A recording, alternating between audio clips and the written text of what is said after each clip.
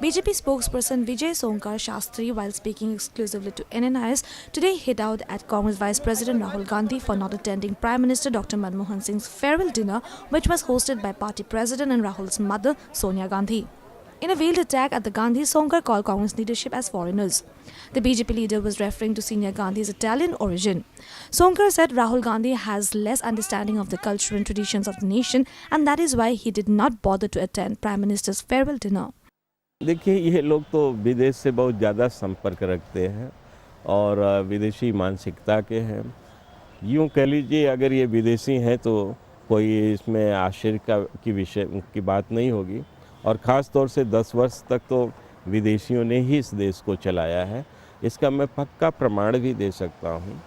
हमारे प्रधानमंत्री मनमोहन सिंह ने भारत के प्रधानमंत्री का कोई सैलरी नहीं लिया था, वेतन नहीं लिया था, बल्कि उन्होंने वर्ल्ड बैंक का पेंशन लिया था।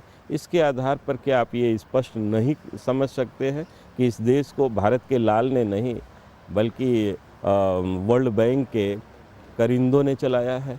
इसलिए ये बात बिल्कुल स्पष्ट है और राहुल का विदेश चला जाना या विदाई समारोह में भोजन उपस्थित न होना, ये हम लोगों के लिए आश्चर्य का विषय नहीं है, क्योंकि विदेशी शक्तियां इसमें भारी ढंग से देश में प्रभावी हैं।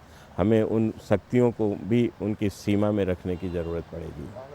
Shastri said that this would never have been the scenario in BJP. He added that the Saffron Party runs on all-inclusive approach and would never disrespect its leaders. देखिए, वो लोग कभी गंभीर नहीं रहे हैं। वो पहले अपने आप को देखें कि राहुल क्यों नहीं आ पाए डिनर में, वो इसी का जवाब दे दें। हकीकत ये है कि हमारे यहाँ कोई भी चीज़ होता है तो सोच समझ के विचार करके और सबसे के साथ संपर्क करके होता है। हमारे यहाँ 10 जनपद से कोई नियम कानून या अध्यादेश नहीं जारी होता है और हम लोग देश के विकास में सबका योगदान चाहते हैं, इसलिए हम सबके साथ मिलजुल कर बैठते हैं।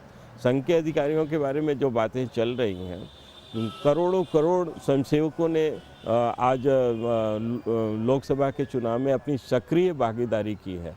क्या उस संस्था के शीर्षस्थ लोगों को धन्यवाद भी नहीं दिया जा सकता है?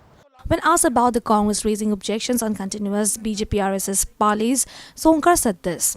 और तो और इतनी बड़ी संख्या और इतना बड़ा स्ट्रक्चर जिसका सामाजिक और गैर राजनीतिक हो और सांस्कृतिक क्षेत्र में काम करता हो और वो भी देश में सत्ता परिवर्तन के इस कार्य में लगे हुए थे, क्या उनके साथ अगर डिस्कशन होता है तो यह क्या कोई झगड़ा लड़ाई की बात होती है?